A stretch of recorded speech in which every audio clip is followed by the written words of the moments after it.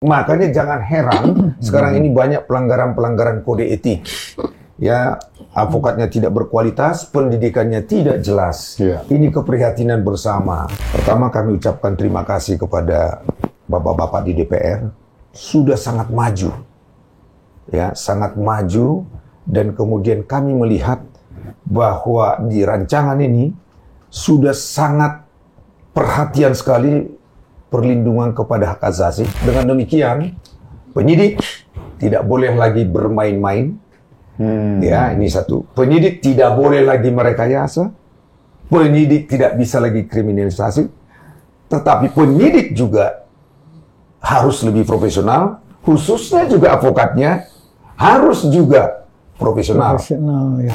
Kita mengkritisi yang sangat khusus itu adalah supaya ada keseimbangan. Keseimbangan itu apa? Baik polisi, baik kejaksaan, mau penegak hukum yang lain.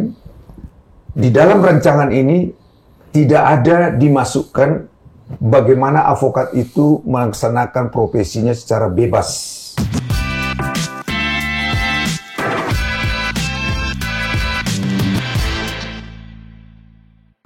Kembali lagi bersama kami di Lokes. Saya Profesor Sita Citrawinda, adalah praktisi hukum, khususnya juga di bidang hak kekayaan intelektual. Saya juga adalah Ketua Dewan Pengawas dan Penasehat dari Asosiasi Konsultan Haki Indonesia. Saya juga adalah arbiter pada Badan Arbitrase Nasional Indonesia dan juga panelis pada penyelesaian perselisihan nama domain. Dan saya Partahi Sihombing sebagai praktisi hukum yang masih aktif hingga saat ini. Kami berdua dengan Profesor Cita adalah host di YouTube channel kami, Lokes. Dan pada hari ini tentunya ada yang kita perbincangkan, yaitu akan membahas secara tuntas dan mendalam tentang rancangan Undang-Undang KUHP yang bertujuan untuk mencegah terjadinya kriminalisasi dan rekayasa kasus. Dan juga tentunya karena tamu kami kali ini adalah seorang ketua umum dari organisasi advokat, kami juga nanti akan membahas mengenai masalah bagaimana kondisi atau perkembangan dunia advokat pada saat ini. Dan untuk itu kami perkenalkan, ini ketum saya nih, ya, Bapak Junifer Girsang. Terima kasih, doktor, luar biasa. Dan ini adalah wakil ketua umum ya, Pak John Panggawian, juga sudah saya kenal lama sekali. Nah, dan saya juga nggak salah kalau saya perkenalkan diri saya juga merangkap, ditunjuk sama beliau nih sebagai Dewan Penasehat. Jadi kalau apa-apa biasanya minta nasehat. Jadi di atas saya itu tetap beliau. Tapi kita nggak pernah minta nasehat. Saling menasehat. Baik, kalau begitu. Jadi sebagai ketua umum Pradi SAI, tentunya saya mau bertanya gitu ya kepada Pak Junifer. Sebelum nanti kita masuk pada apa yang kemarin diupayakan terhadap rancangan Undang-Undang KUHP yang lagi digodok sekarang di DPR. Bagaimana nih Pak Junifer nih melihat perkembangan dunia organisasi advokat atau kondisi advokat yang sekarang begitu banyak menjamur, dan saya tahu perjuangannya Pak Junifer dari beberapa tahun yang lalu ingin mempersatukan, bahkan sudah berusaha untuk mendekati pihak pemerintah, ya, pihak-pihak lembaga yang berwenang, dan semangat itu sudah ada. Tetapi banyak, saya nggak mau tunjuk gitu, tetapi banyak orang-orang yang dihimbau untuk mau membicarakan, tapi belum pernah membuka hati gitu untuk berbicara mengenai itu. Mungkin Pak Junifer bisa menjelaskan kira-kira bagaimana situasinya sekarang, Pak? Iya, kalau mau cerita dan kemudian menjelaskan kondisi advokat saat ini, memang terus terang aja, saya sebagai Ketua Umum Dewan Pimpinan Nasional Advokat, Suara Advokat Indonesia, sangat prihatin karena saya sudah melihat dan banyak keluhan dari masyarakat maupun pimpinan maupun penegak hukum. Saat ini sangat banyak organisasi advokat yang sudah sulit dikontrol, ya, baik tingkah laku, kemampuan maupun pendidikannya. Di awal tahun 2010, setelah terjadi perpecahan Peradi, saya memang selalu bermimpi dan berusaha bagaimana menyatukan kembali advokat ini, khususnya Peradi, karena saya tahu yang menjadi bond maupun yang menjadi tonggak advokat itu organisasinya adalah Peradi. Saya coba bertemu dengan 3 pimpinan Peradinya, yaitu Bang Luhut Pangaribuan, kemudian Bang Otto, kemudian juga pada saat saya ditunjuk sebagai ketua umum dari Peradi saya, ketua yang satunya itu Fauzia Sibuan, saya sudah ketemu juga. Pada saat setiap pertemuan saya menyatakan bagaimana agar Peradi ini satu dan bersatu. Kemudian saya tawarkan kepada rekan-rekan yang 2 organisasi, menyatakan, ayo kita bergandengan tangan, kita munas bersama, dengan catatan supaya munas ini berlangsung dengan baik, kemudian jujur, bisa dipercaya, dan punya martabat. Sebaiknya kita bertiga, saya, Luhut, Otto, tidak mencalonkan diri. Oh, itu usulannya itu ya, Pak, ya? Saya pada awalnya. Tidak mencalonkan diri, tetapi kita ini untuk mendukung siapapun yang terpilih. Saya katakan kalau kita bertiga mencalonkan diri, ada kelemahannya. Kalau saya yang menang, tentu anggotanya Bang Luhut mungkin tidak sependapat. Demikian juga Bang Otto tidak sependapat. Oleh karenanya sangat tepat kita mundur, kita berikan siapapun yang pemenangnya kita dukung sepenuhnya. Ternyata ini tidak berjalan dengan baik, dan saya juga sudah berusaha ketemu dengan pejabat-pejabat yang berkompeten. Baik itu Menko Polkam, Menteri Hukum dan HAM, sudah dipertemukan. Ternyata ini tidak bisa terrealisir karena ada kepentingan-kepentingan egoisme dari orang-orang tertentu. Akibatnya apa? Akibatnya sekarang kalau tidak salah hampir 98 organisasi advokat. 98 organisasi advokat yang tidak terkontrol. Makanya jangan heran sekarang ini banyak pelanggaran-pelanggaran kode etik. Advokatnya tidak berkualitas, pendidikannya tidak jelas. Ini keprihatinan bersama. Dan ini juga saya sudah sampaikan kepada bapak-bapak yang mulia di DPR Komisi 3, untuk cari jalan yang terbaik dan jalan keluar adalah segera dibahas undang-undang advokat untuk memastikan, dan goalnya harapan saya, karena untuk mengendalikan ini tidak adalah namanya multibar.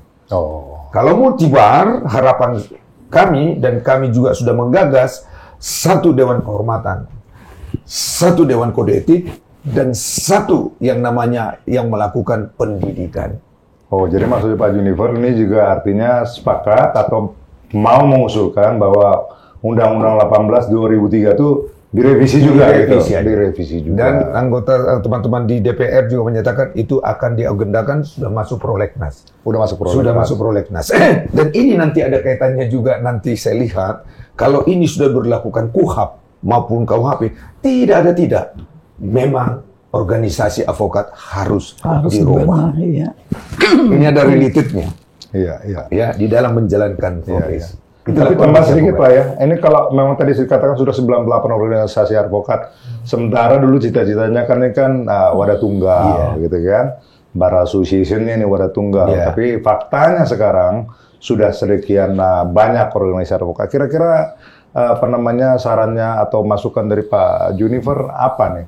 Dengan katakanlah sudah multibar ini, kira-kira seperti apa akan dirancangkan atau sesuatu yang baik biar bisa semuanya katakanlah mendapat hak yang sama tetapi kita sebagai advokat juga menjadi bisa tertib gitu dalam menjalankan profesi kita. Nah, saya membayangkan untuk mengakomodir ini nanti ada disebut Dewan Advokat Nasional. Dewan Advokat Nasional. Dewan Advokat Nasional ini nanti yang mengadakan pendidikan. Kemudian Dewan Advokat Nasional juga ini yang menguji atau mengadili dewan yang melanggar kode etik. Oke. Kemudian juga ini juga nantinya ada namanya pengawas. Ya, kalau ini sudah ada, kita tidak peduli berapapun organisasinya, tetapi satu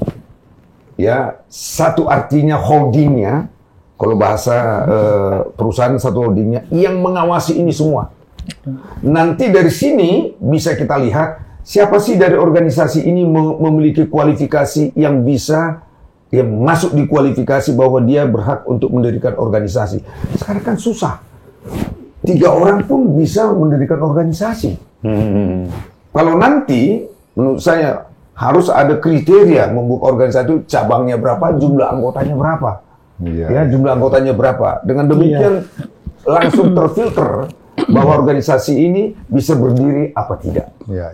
Jadi dengan demikian juga terkontrollah semua kinerja dan masyarakat juga terlindungi karena sudah ada pengawas, kemudian kualitas, dan kemudian juga yang melanggar ketentuan dan aturan ada kode etik yang mau. Ini pasti tertib.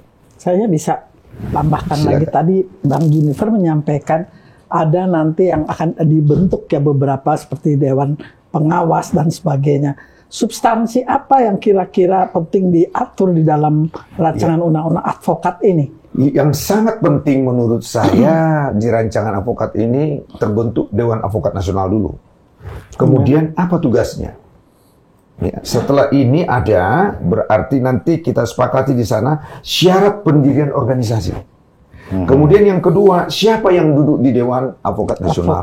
Apa syaratnya? Kemudian bagaimana dengan kode etiknya? Bagaimana untuk namanya rekrutmennya? Kita buat aturan-aturannya. Dengan ada aturan ini, berarti dengan demikian sudah sama kita dengan advokat yang ada di luar negeri. Tidak gampang lagi advokat, tetapi ada kualifikasi, ada ketentuan yang mereka patuhi, supaya mereka bisa berprofesional untuk menjalankan profesinya. Nah, memang selama ini tidak ada kode etik advokat atau bagaimana? Jadi saya juga bertanya-tanya ini kok tidak ada. Jadi sekarang banyak advokat, organisasi advokat yang tidak punya kode etik. Kalau yang saya pimpin, kemudian penasihatnya Pak Partahi ini, Ketua Umum, kami sudah banyak mengadili anggota kami dan kami beri sanksi setiap pelanggaran kode etik. Dalam hal mengadili gini, tadi kan disampaikan akan dibentuk Dewan Pengawas atau Majelis Pengawas lah namanya.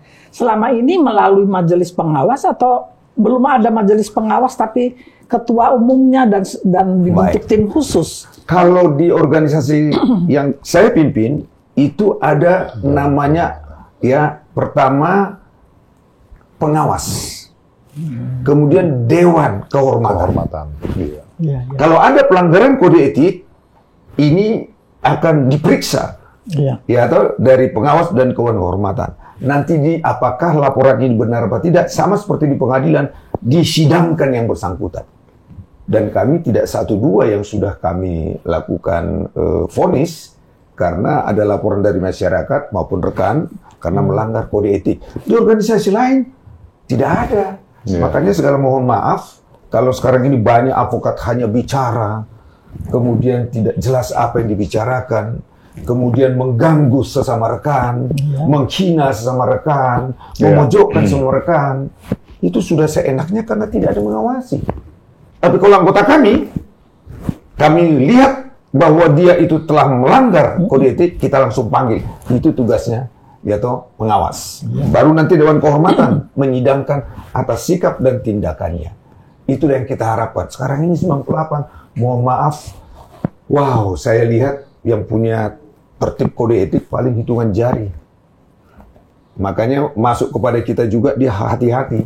Nah, jumlah seluruh anggota berapa kira-kira? Kalau anggota kami, itu sekarang ini tercatat kurang lebih 16.000. 16.000. 16.000 kita sudah ada, organisasi lain kita nggak tahu. Saya perhitungkan kalau, tapi sulit juga yang terdaftar itu siapa tahu. Tetapi organisasi advokat yang besar-besar saya lihat yang sudah tertib administrasinya, kita bisa sepertinya di atas 75.000 ya. Banyak sekali jumlahnya. Bayangkan 75.000, kalau tidak ada satu yang namanya patsun untuk mengawasi mereka. Waduh. Kemudian bagaimana mereka juga melaksanakan profesinya. Kemudian bagaimana mereka lulus di dalam pengujian. Ini kan berbahaya. Ya. Ini masih banyak yang menunggu. Dan sekarang ini avokat ini primadona juga. Ya, primadona dan sangat anak-anak muda itu saya lihat sangat senang dengan para avokat karena avokat itu dianggap suatu profesi yang menarik, ya, berekspresi, ya toh, dan kemudian juga dunia bisnis saat ini sangat membutuhkan seorang avokat karena mereka juga membutuhkan advice yang dulu tidak dihitungkan, tetapi dengan zaman digital sekarang dan kemudian situasi sekarang ini tidak perusahaan itu harus mempunyai advisor avokat. Ini ya Bang Junifer, dengan sekarang kan sedang dibahas juga di DPR ya mengenai rancangan undang-undang KUHP ya, di mana saya perhatikan kan ada 7 substansi penting kalau tidak salah di dalam RUU KUHP. Salah satunya adalah peran advokat. Jadi berarti ini nanti sejalan nih dengan RUU advokat supaya peran advokat itu lebih besar lah ya. Betul. Dibanding sekedar selama ini hanya cuma melihat, mencatat, tapi tidak bisa mengajukan keberatan begitu. Apa benar itu materi substansinya dilengkapi dengan sedemikian rupa? Terima kasih Ibu Cita. Ini ketepatan 5 hari lalu kami Peradi diundang untuk membahas rancangan undang-undang hukum acara pidana. Dalam rancangan hukum acara pidana yang sekarang, ya, yang merubah yang nomor 8 tahun 81, pertama kami ucapkan terima kasih kepada bapak-bapak di DPR, sudah sangat maju, ya, sangat maju, dan kemudian kami melihat bahwa di rancangan ini sudah sangat perhatian sekali perlindungan kepada hak asasi. Oh, bagus ya. Perlindungan hak asasi. Dan prinsip pembentukan KUHP ini juga sudah betul-betul memegang azas. Azasnya apa? Azasnya bahwa KUHP itu, banyak orang tidak paham ini. KUHP itu adalah menegakkan aturan hukum pidana material. Itu tegas itu. Kemudian hukum acara pidana ini juga adalah sebagai tata cara, prosedur, ya, untuk melaksanakan, ya, butir-butir yang ada di hukum material. Itu sebetulnya fungsinya. Nah, oleh karenanya ini sudah diabsorb oleh DPR yang selama ini kami melihat tidak ada itu. Contoh apa? Contoh begini. Sekarang di undang-undang yang baru ini, yang sudah lama kita rindukan, ya sudah lama kita rindukan, lama sekali, ya. Karena ini terjadi pelanggaran. Kenapa? Karena ada rekayasa, kemudian kriminalisasi, dikarenakan saksi, ya, saksi yang menjadi fokus utama dalam proses peradilan pidana, ya toh, bisa saksi, dari saksi bisa jadi tersangka, ya toh, saksi ini bisa memberi keterangan palsu, ya toh. Sekarang saksi ini untuk dilindungi hak asasinya bisa, ya, didampingi oleh penasihat hukum mulai dari tingkat penyidikan, pengadilan sampai ke LP, lembaga pemasyarakatan. Wah, ini sangat maju. Ya, sangat maju. Dengan demikian apa? Dengan demikian penyidik tidak boleh lagi bermain-main. Ya, ini satu. Penyidik tidak boleh lagi merekayasa. Penyidik tidak bisa lagi kriminalisasi. Tetapi penyidik juga harus lebih profesional, khususnya juga advokatnya harus juga profesional. Ya. Ya, khususnya advokat. Saya mau kritik juga advokat. Jadi advokat nanti tidak bisa lagi advokat yang tidak ikut pendidikan dalam pendidikan advokat. Kalau tidak, dia tidak ngerti bagaimana mendampingi, bagaimana cara berkomunikasi. Nah, ini sangat penting, ya. Dan yang sangat penting lagi, dengan adanya undang-undang ini, kita sudah mendekati sistem yang ada di luar negeri, negara barat. Karena apa? Karena prosesnya nanti dikatakan, seorang diperiksa, dipanggil, dia sudah boleh katakannya, sorry, talk to my lawyer. Kemajuan. Ya, talk to my lawyer. Jangan sentuh saya panggil dulu lawyer saya. Itu yang akan terjadi dan itu kemajuan yang sangat signifikan di dalam Undang-Undang KUHP sekarang ini. Ya, Pak Juniper, kalau boleh lebih agak spesifik lagi mendalam, apa kira-kira usulan kemarin ya dari Pradi, terutama yang Pak Juniper pimpin, terhadap poin-poin yang diusulkan kemarin, langsung kepada pasal-pasal apa yang Pak Juniper kritisi dan kira-kira bagaimana respon daripada DPR sendiri gitu terhadap usulan atau masukan, apakah mereka menyambut atau mereka memang katakanlah keberatan, seperti apa Pak gambarannya Pak? Baik, dari 344 pasal kita mengkritisi yang sangat khusus itu adalah supaya ada keseimbangan. Keseimbangan itu apa? Baik polisi, baik kejaksaan, mau penegak hukum yang lain, di dalam rancangan ini tidak ada dimasukkan bagaimana avokat itu melaksanakan profesinya secara bebas, ya, secara bebas, punya integritas dan bertanggung jawab. Tidak ada. Akhirnya, pada saat kami menjelaskan kepada DPR apa itu fungsi dari avokat, ya, mereka meminta dan kami sodorkan di dalam rancangan undang-undang ini, yaitu avokat, ya, di dalam menjalankan profesinya, ya, tidak dapat dituntut baik secara pidana maupun perdata di dalam dengan beretikat baik dan melaksanakan tugasnya sesuai dengan ketentuan dan undang-undang yang berlaku. Ini penting sekali kita katakan. Karena apa? Karena dengan demikian avokat itu menjalankan profesinya jangan sedikit-sedikit dilaporkan dan kemudian diproses. Diproses. Terus terang aja saya katakan kepada rekan-rekan DPR, saat ini rekan-rekan avokat ini banyak yang dilaporkan dan dikriminalisasi. Dikriminalisasi. Saya buktikan fakta-faktanya. Kemudian anggota DPR dan rekan-rekan DPR itu menyadari bahwa ini benar dan tepat. Dan kemudian, nah ini dalam suatu sejarah ini sebetulnya. Saya baru pernah dan rekan-rekan juga yang lain banyak menyatakan belum puluhan ini terjadi. Ya, kemudian DPR pada saat rapat tersebut langsung menyatakan ini kita terima. Ini kita terima dan kemudian ini tidak perlu dibahas dan sudah menjadi suatu ketentuan. Jadi artinya apa? Ini suatu hadiah kepada seluruh avokat. Ini saja seluruh avokat. Anda nantinya sudah bebas menjalankan profesi, jangan takut untuk dilakukan penuntutan baik pidana maupun perdata. Asalkan ya para avokat paham dan melakukan tindakan itu dengan tingkat baik dan mereka juga patuh kepada aturan dan ketentuan. Nah, itu satu. Nah, kemudian yang kedua, ini menarik juga sebetulnya.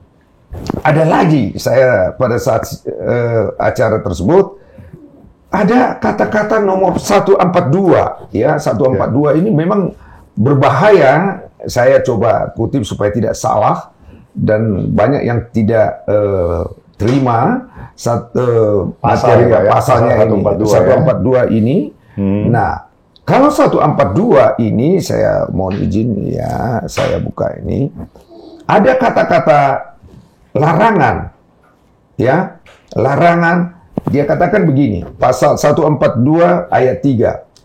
Avokat dilarang menyalahgunakan hak untuk berkomunikasi dan mengunjungi tersangka, terdakwa atau terpidana. Itu kata menyalahgunakan hak untuk berkomunikasi, ya toh. Kemudian memberikan pendapat di luar pengadilan terkait permasalahan kliennya. Kemudian yang ketiga, mempengaruhi tersangka atau saksi untuk tidak menyatakan hal yang sebenarnya. Kami katakan, kok avokat ada kata dilarang? Kenapa? Jaksa, hakim, penyidik tidak ada kata-kata dilarang.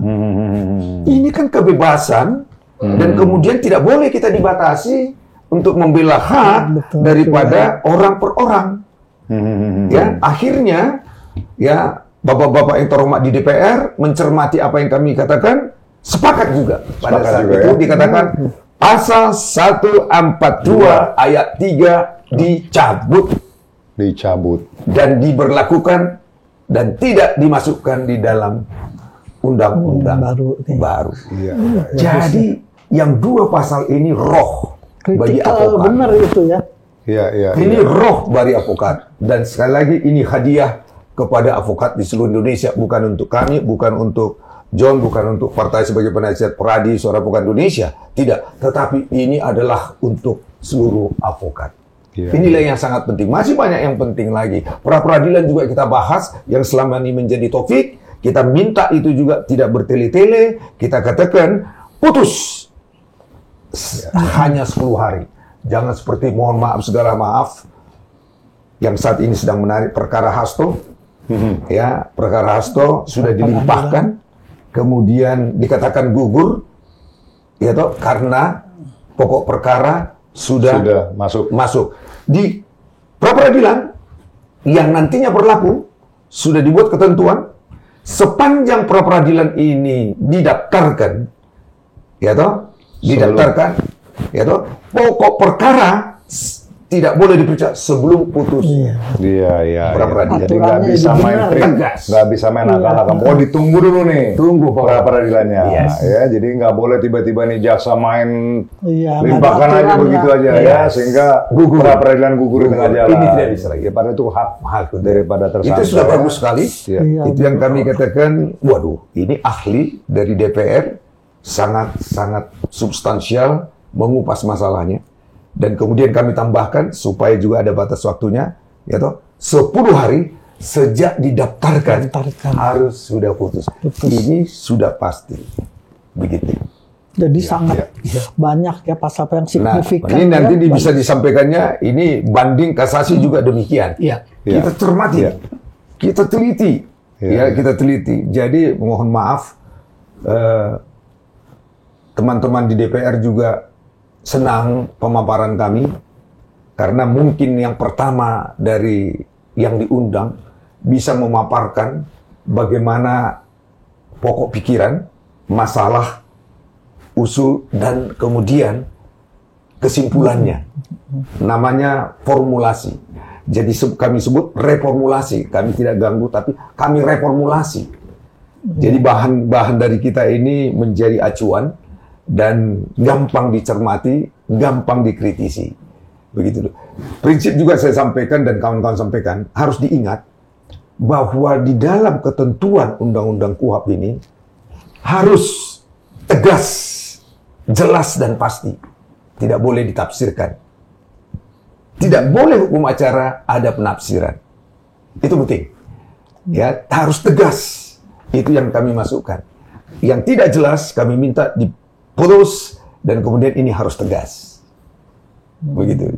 Rekan DPR juga mengatakan setuju karena undang-undang yang namanya undang-undang formil itu tidak boleh ada interpretasi. Begitu. Ya. Baik Pak Jennifer. Nah, kemudian satu poin lagi tadi yang menarik tuh mengenai masalah restoratif justice. Yes. Ya. Itu kaitannya kepada artinya mungkin hal-hal yang berkaitan kepada penghinaan atau mengganggu martabat seorang kepala negara atau presiden. Itu juga kalau nggak salah ada masukan ke pasal itu Pak. Itu bagaimana Pak yang mengenai itu? Jadi itu juga memang menjadi rekomendasi dari Komisi 3 pada saat kita rapat. Ya, untuk presiden itu dilakukan restoratif justice. Kita sependapat itu. Ya, karena presiden tentu kan dengan demikian kita hormatin. Ya, atau dibuat restoratif justice. Kalau memang itu sangat prinsip juga menurut kami sudah tepat. Harus dilakukan restoratif justice terhadap kepada presiden dan beberapa perkara juga kita setuju restoratif justice, kerugiannya dibatasin, yaitu sepanjang persetujuan dari para pihak. Kalau tidak setuju, pihak tidak boleh restoratif justice. Jadi nggak dikit-dikit langsung diminta pertanggungjawaban dan tindakan hukum. Tapi artinya ya presiden ini kan presiden kita, ya kan? Rakyat ini kan rakyatnya presiden. Jadi kalau ada katakanlah ada dispute atau ada katakanlah koreksi segala macam, ya ada ruang ya untuk membicarakan mengenai masalah penyelesaiannya ya dengan mengusulkan atau dengan semangat restoratif justice tadi gitu ya, saling menghargai. Sangat baik sekali. Beliau kemajuannya sangat-sangat bagus. Saya melihat sangat kita senang. Kita tidak duga bahwa RUU ini sangat menyentuh permasalahan yang selama ini. Hampir 36 tahun masalahnya bolak-balik. Nggak selesai-selesai tidak selesai ya. dan itu terjadi kriminalisasi, pelanggaran hak asasi. Sekarang ditemukan ini loh masalahnya. Nah, ini masalahnya. Dan masalah itu bisa dicari jalan keluar dan diputuskan. Jangan timbul masalah, dibuat ketentuannya seperti ini. Waduh, paten betul. Jadi kita mesti apresiasi ya. Saya mesti tepuk tangan ya sedikit ya.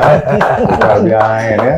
Perjuangan kita bukan mau bilang bahwa ini perjuangan pribadinya Pak Junifer, tapi artinya beliau adalah bagian daripada advokat dan sebagai ketua memang sudah all out juga gitu ya, memberikan masukan dan itu bisa diterima, ya kan? Baik, mungkin beralih sedikit nih kepada Pak John Panggabean nih sebagai wakil ketua Dewan Pimpinan Nasional gitu. Kira-kira apa Pak John, masukan-masukan apa atau mungkin yang disampaikan tadi ada disampaikan nih mau bicara masalah banding dan kasasi. Ada apa dengan banding dan kasasi ini? Sebelum ke sana, ya silakan. Saya sangat tertarik apa yang katakan Pak Junifer dan sudah sangat lengkap dan detail. Cuma perlu warning ya, bahwasanya khususnya tentang hak imunitas advokat. Sebenarnya hak imunitas advokat. Sebenarnya ini sudah diatur sebelumnya, yaitu pasal 16 Undang-Undang Advokat. Advokat tidak dapat dituntut baik secara perdata maupun pidana, saat menjalankan tugasnya di dalam maupun di luar pengadilan. Ini bukan hanya Undang-Undang Advokat. Mahkamah Konstitusi juga sudah menerapkan ini dengan etiket baik. Tentu dengan catatan etiket baik. Ya kan? Sekarang sudah seperti kata Pak Juniper tadi, bahwasanya itu juga sudah diketok akan dimasukkan. Tetapi yang perlu seharusnya ke depan ini harus kita katakan kepada penegak hukum yang berkompeten sesuai dengan ajas integritas justice system, di mana kita catur bangsa, advokat juga bagian dari situ. Ini harus dihargai pasal-pasal ini.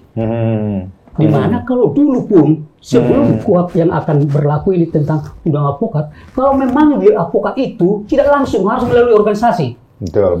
Tetapi belakangan ini seperti kata Pak Juni, banyaknya organisasi sehingga nggak terkontrol. Jika kita kalau itu saya mau sorotin tadi Pak John, berarti sekarang sudah diterima atau bisa ada katakanlah komitmen bahwa seseorang advokat katakanlah dianggap menjalankan profesinya atau katakanlah memang tidak dengan baik, dipanggil harus melalui izin daripada organisasi. Seharusnya harus itu dulu. Kita ingat itu. Saya juga ingat dulu itu kalau ada dipanggil saya sebagai ketua. Tapi kalau itu nanti Pak Juniper nanti bisa ketusung di rancangan undang-undang advokatnya ya. Harus dipanggil melalui. Karena advokat bisa saja ada dugaan keliru ya. Tetapi harus melalui organisasi supaya diperiksa dulu. Setelah diperiksa ternyata itu berhubungan dengan tugas profesinya, maka akan di-drop, tidak bisa lagi dilanjutkan. Tetapi tidak ada kaitannya, baik. Saya setuju Pak John, karena memang beberapa organisasi advokat, ya kan, yang selama ini saya nggak tunjuk, saya nggak sebutkan nama, ada anggotanya katanya melakukan pelanggaran kode etik, ya kan, tetapi mereka langsung mengambil satu sikap, ya kan, tanpa memeriksa melalui dewan kehormatannya langsung melakukan pemecatan. Artinya maksud saya separah apapun ya kelakuannya atau katakanlah pelanggaran yang dilakukan, tetapi kan kita punya kode etik, periksa kan? dulu. Sementara polisi katakanlah ada kasus pembunuhan apa itu perlu terpidana, tetapi tetap dijalankan proses kode etiknya, ya kan? Saya udah himbau ke beberapa organisasi advokat, kawan-kawan kita yang lain, saya bilang jalankanlah kode etik itu dengan baik sehingga semua anggota yang ada di dalam satu naungan organisasi advokat bangga kepada organisasinya. Sekarang anggota, ya saya mesti apresiasi tadi Pak Junifer mengatakan bahwa anggota kita sekarang ada 16.000. Banyak sekali kemajuannya, ya kan? Pertambahan daripada anggota-anggota yang masuk. Saya mau katakan bahwa kenapa orang mau mendudukan diri dalam satu organisasi advokat? Karena memang katakanlah dia lihat organisasi ini bagus.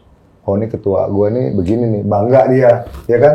Bahwa aturan mainnya juga jelas, sehingga mereka merasa terayomi ada di bawah naungan organisasi advokatnya. Sementara di tempat lain saya lihat main hantam kromo aja ya. Jadi betul tadi katanya, memang ke depan organisasi advokatnya juga memang harus betul-betul melalui satu screening yang ketat ya untuk mendirikan organisasi advokat, sehingga memang tidak ada juga yang saling katakanlah merasa pada yang paling benar, terutama ya organisasi beranggotanya juga dikasihlah apresiasi, ya kan?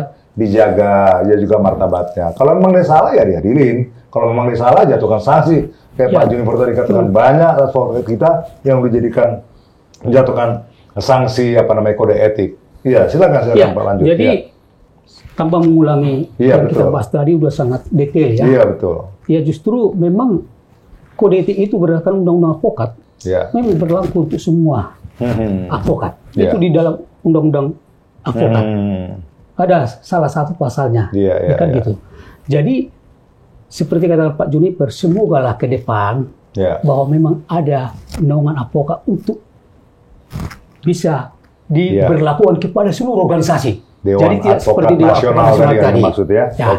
Oke. Kedua, hal yang perlu kita soroti juga di dalam hal yang berhubungan dengan katakanlah KUHP yang baru ini. Sungguh sangat banyak yang masukan Pak Juniper yang kami bersama-sama kemarin di sana. Dan yang ada 2 atau 3 yang terima dan pada saat itu seperti yang tadi. Tapi masih banyak hal-hal yang memang harus kita dorong untuk benar-benar hal ini juga dilaksanakan sesuai dengan apa yang menjadi tujuan daripada KUHP itu sendiri. Ya, tentang hak asasi manusia. Contoh konkret. Tentang banding juga. Banding itu harus equal. Insake itu hanya kepada pemohon, ini tidak bisa. Harus kepada para pihak. Dan juga masih banyak masalah-masalah lain. Kasasi juga. Tentang kasasi juga para pihak, terutama advokat harus dilibatkan. Karena di dalam KUHP ini, kalau memang hakim memang perlu memanggil, hampir tidak ada kata advokat di situ. Tidak ada. Jadi advokat harus dilibatkan. Apapun yang terjadi, katakanlah pemanggilan kepada terdakwa, ya otomatis harus juga didampingi oleh penasihat hukumnya atau advokatnya. Terutama tentang PK, peninjauan kembali. Peninjauan kembali kan adalah upaya hukum luar biasa. Yang notabene di dalam pasal 302 secara jelas menyatakan bahwa PK itu adalah wewenang atau diberikan hak kepada terpidana saja. Tetapi ada pasal 306 yang menyatakan apabila Majelis Hakim Agung yang menilai permohonan PK adalah bersiap menghukum. Ya, bahwasanya alasan PK dari Jaksa Agung ya diterima dan akan diberikan hukuman yang lebih berat. Ini kontradiktif. Kontradiktif. Jadi ini harus dihapus. Dan itu Pak Justru lanjut lagi, saya mau jadi teringat ini bahwa untuk urusan peninjauan kembali ini, bagaimana pendapatnya ya Pak Juniper terhadap katakanlah apakah perlu dibatasi gitu? Karena kadang-kadang nih kapan kita mendapatkan suatu kepastian hukum gitu ya kan? Kalau katakanlah PK ini boleh dilakukan sekali, 2 kali, 3 kali, 4 kali, 5 kali, ini juga bagaimana nih kesimpulannya bagaimana seperti ini? Ada hal yang paling utama lagi. Paling prioritas. Alasan PK, KUHP yang lama ada 4 alasannya. Tetapi KUHP yang draft sekarang hanya 2. Yaitu 1 adanya nopum. Kedua, apabila anggota majelis hakim katakanlah di dalam proses perkara menerima suap seperti maaf yang ada di Surabaya. Hanya 2. Sementara kekeliruan yang nyata. Kekeliruan nggak masuk. Padahal itu yang paling umum terjadi selama ini. Ya kan gitu. Atau bertentangan pertimbangannya satu dengan yang lain kan gitu. Jadi ini harus kita usulkan dan itu sudah kita usulkan. Semoga nanti itu juga akan diterima. Tapi mengenai pembatasannya belum dijawab Pak Jon. Pembatasannya bagaimana mengenai PK-nya? Memang secara KUHP nggak di apa, tetapi kan udah ada di dalam putusan Mahkamah Konstitusi bahwasanya yang berhak adalah terpidana 1, kedua juga sepanjang itu adalah hal yang baru lagi, nopum tidak ada batasannya. Kalau nopum ya. Tapi kalau alasan yang lain saya rasa wajar tidak ada. Jadi walaupun bisa 2 kali mengajukan 2 kali, dia sudah di dalam katakanlah tahanan penjara, kemudian pada saat tertentu katakanlah dia menemukan lagi ada nopum baru, masih boleh lagi diajukan untuk peninjauan kembali, ulangan gitu, atau beberapa kali gitu. Tapi yang jelas itu diberikan kepada terpidana. Iya, terpidana betul. Baik, ini masukan juga ini. Memang dalam rancangan ini kami tidak menemukan batas waktu. Oke. Ya, kemarin saya terpikir itu, nanti tim juga ya akan menyiapkan harus ada batas waktu. Iya, saya pikir Pak ya sebelum diketok palu Pak ya, saya pikir saya himbauan nih ke Pak Juniper sebagai ketum kita. Saya sudah masukkan itu di dalam tim karena belum ada kepastian dengan mengacu hal bisa sekali landasannya apa. Ya. Kedua kali landasannya apa. Iya. Ya, 2 kali. Saya kira kalau sudah 2 kali stop lah. Ya. Ya, kira-kira itu. Tapi 3 kali, nah, itu tadi katakan tidak ada kepastian, itu benar. Jadi makanya nanti saya coba cermati dan kemudian kita diskusikan. Ya, ini kepentingan bersama tentu, baik jaksa, baik hakim, nanti diundang, harus ada batas waktunya. Gitu. Dan kemudian ada yang tertinggal tadi ya. Ini saya menarik bagaimana caranya agar tidak terjadi kriminalisasi, rekayasa. Di dalam RUU ini sekarang, setiap penyelidikan mau meningkatkan penyidikan, itu harus digelar. Gelar perkara khusus. Kemudian di dalam gelar ini, ya dalam gelar ini tertinggal profesi advokat. Maksudnya? Tertinggal tidak dimasukkan. Kami menyatakan itu harus masuk. Supaya ada transparansi. Bisa hadir juga ya, dalam ada transparansi, ada integritas pendidikan, dan para pihak juga harus hadir. Supaya melihat memang layak ini ditingkatkan penyidikan. Ya. Kemudian digelar di kejaksaan pun, ya menyatakan bahwa ini sudah memenuhi syarat untuk P21. Ya, ini juga harus dihadiri advokat, terlapor, pelapor, ahli. Jadi kelihatan buktinya, kelihatan faktanya transparan. Jadi tidak ada lagi rekayasa.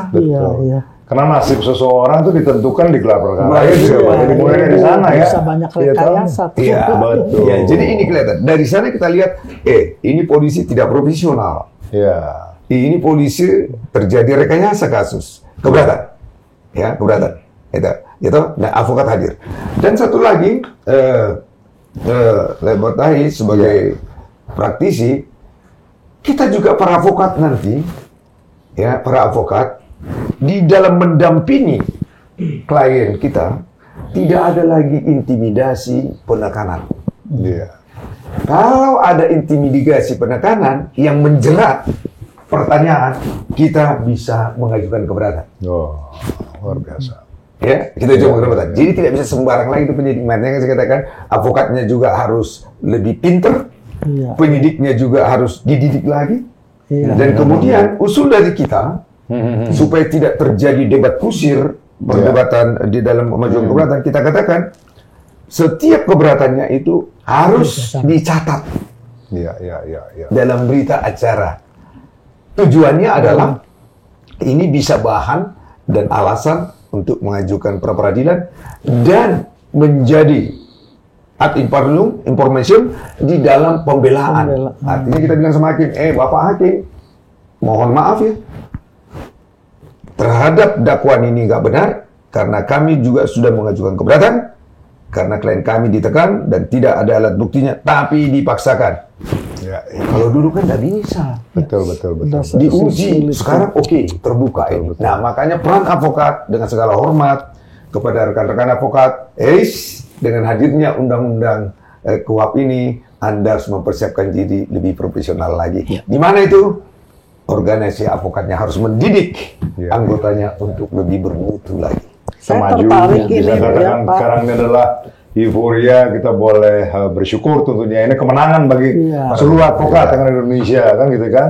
Tapi dalam kesempatan juga nggak salah ya, artinya kita juga bertemu katakanlah sama orang-orang di Senayan Komisi 3 juga yang memang sangat wise gitu ya, membuka mereka punya cakrawala pemikiran terhadap masukan-masukan yang disampaikan. Jadi nggak salah juga mungkin Pak Juniper kesempatannya mungkin bisa bilang, ya saya tentunya sebagai orang sudah dijelaskan bilang thank you kepada Komisi 3 ya. Bagaimana Pak Juniper? Benar, saya sudah sampaikan kepada teman-teman di DPR, bapak-bapak di termen yang mulia, yaitu terhadap rancangan ini sangat elegan, sangat berkualitas. Mudah-mudahan segera lahir KUHP yang melindungi hak asasi manusia dan peran dari penegak hukum itu sudah equal.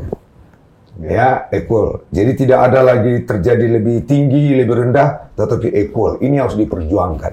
Ini harus diperjuangkan, khususnya perlindungan hak asasi manusia. Sekali lagi, terima kasih teman-teman DPR, bapak-bapak di DPR. Kami juga mempersiapkan bahan-bahan sebagaimana yang diminta. Segera kami siapkan, apalagi yang harus direformulasi untuk lebih menyempurnakan KUHP yang nantinya ini akan berlaku untuk generasi penerus, anak cucu kita lebih lanjut. Baik, terima kasih, luar biasa penjelasannya. Ya, kembali lagi tadi kita ingatkan bahwa ini adalah kemenangan kita semua advokat di Indonesia, sehingga kita memang, kalau tadi ada pertanyaan nanti berapa lama nih? Kelihatan tadi di awal juga Pak Jun udah katakan dengan diadopsinya pasal-pasal yang tadi sudah disampaikan, bahwa keberadaan kita advokat Indonesia dengan katakanlah advokat yang ada di luar sana yang katakan dengan sistem yang sudah lebih mapan, kurang lebih tadi disampaikan bahwa kita sudah sama, udah equal gitu ya. Jadi berbanggalah ya kan menjadi advokat, tapi berbanggalah menjadi advokat yang bisa menjalankan profesinya dengan benar dan bertanggung jawab, ya, menegakkan hukum tanpa melanggar hukum, kan begitu kan? Baik, deh saya lagi. Ada mungkin terakhir satu kesempatan lagi. Himbauan kepada Pak. Himbauan saya, mari rekan-rekan advokat di seluruh Indonesia, apalagi masukannya kami siap menampung.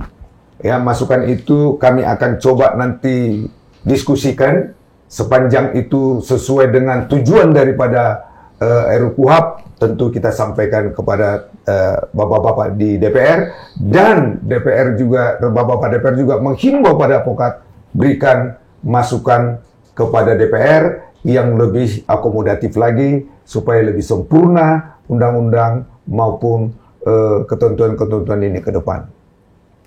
Baiklah, mungkin Pak John ada tambahan? Tadi seperti yang sudah kita bahas secara detail, bahwasanya semogalah bapak-bapak yang mulia di DPR, selain daripada yang sudah ada beberapa tadi yang sudah disetujui, kiranya masukan-masukan dari Dewan Pimpinan Nasional Peradisai yang beberapa waktu lalu, ya, tentu kami yakin bahwa apabila masukan tersebut diterima, KUHP ini akan sangat bagus, terutama kepada pencari keadilan, advokat, bahkan juga kepada mitra penegak hukum lainnya. Ya, baik. Jadi terima kasih sekali lagi gitu ya, bahwa selama ini kan kesannya seolah-olah kan banyak aturan perundang-undangan ini kan titipan dari pemerintah, sehingga memang katakanlah pada waktu diterapkan kita masyarakat yang jadinya akhirnya merasa dirugikan. Tapi dalam hal ini kali ini gitu ya, semoga ini memang batu pijakan ya Pak Jennifer ya, bahwa ke depan memang kita mengharapkan DPR yang memang mau mendengarkan suara masyarakat, mau mendengarkan suara rakyat, sehingga memang terciptanya atau keluarnya satu produk undang-undang betul-betul mewakili nurani daripada masyarakat Indonesia, kan begitu ya? Baik deh. Terima kasih sekali lagi Pak Jennifer. Terima kasih. Terima kasih juga Pak John. Baik para pemirsa dan para penonton sekalian, selesai acara kita, dan jangan lupa like, comment, dan subscribe YouTube channel kami, Post Creative Production, yang selalu memberikan pencerahan dan kebenaran di balik isu-isu yang sedang terjadi untuk kemajuan Indonesia kita. Merdeka! Equality before the law. See you next time, Lawcast.